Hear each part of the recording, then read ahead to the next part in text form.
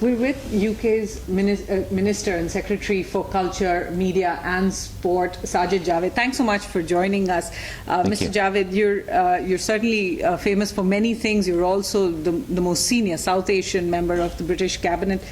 So far, you're here speaking specifically at a cyber security convention. And just to start with, concerns in India that any kind of cyber security, cyber surveillance actually cuts into personal freedoms.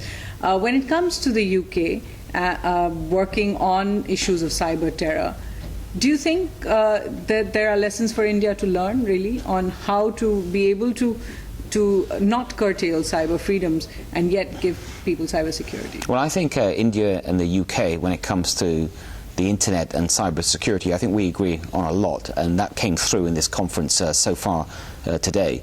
We agree the internet should be an open environment, it should be a free environment, and everyone agrees, I think, that the internet belongs to no one. It doesn't belong to any single government or any company, it belongs to the people of the world. There are still legitimate cyber security issues, even things like, if we want e-commerce to increase, which we do in Britain, and it's going through explosive growth at the moment in India, then people need to feel comfortable that if they give their credit card details over the internet, that information won't be misused. So there are issues like that. There are issues related to hackers and others, and so there's wide agreement. And we view this as there should be what's called a multi-stakeholder approach. So governments, businesses, individuals, consumer groups, they should all have a stake in the internet, and their voices should all be heard.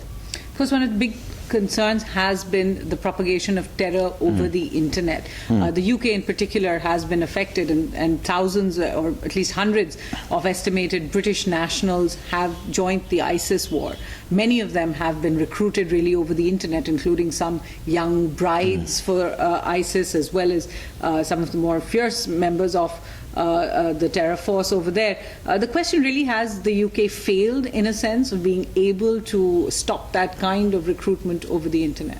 Well, when it comes to foreign fighters in Iraq and Syria right now, I mean, that is clearly a very serious issue, but not just for Britain. There are foreign fighters from all over the world, reportedly, but it is an issue, as you say, in Britain as well. And as you suggest, it is perfectly possible and likely that the internet has been used as some kind of recruitment tool to exchange information, and all governments have to be on top of that.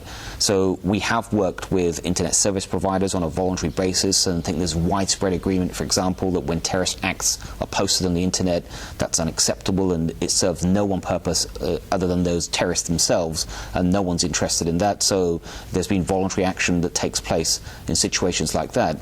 But I think it's incumbent on all governments to look at this area constantly and see what more can be done to try and discourage terrorists and terrorist recruitment over the internet. It's a big problem, and our advice to British people has been clear. I mean, right now Iraq and Syria are very unsafe. Even if you're going there for good purposes, we've seen sadly that the terrorists will still attack you, and so we've been very clear to British people that you shouldn't be going to Iraq or Syria for any purpose. Finally, you are yourself from an immigrant family, a family that immigrated from Pakistan. The question really has, in a sense, the idea of British multiculturalism failed when one part of the community is able to go across and join a different war?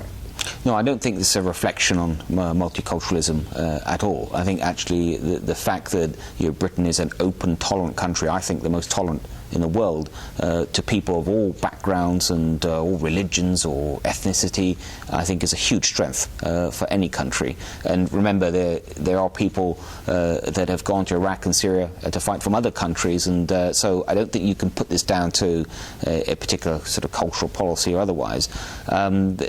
It's having people different backgrounds and them succeeding, I think, is a sign of success. But as I said before, I think that when it comes to serious issues of terrorism around the world, that we, like any government, should look at what might be the causes of that, and as well as fighting terrorists, we must work hard to fight terrorism.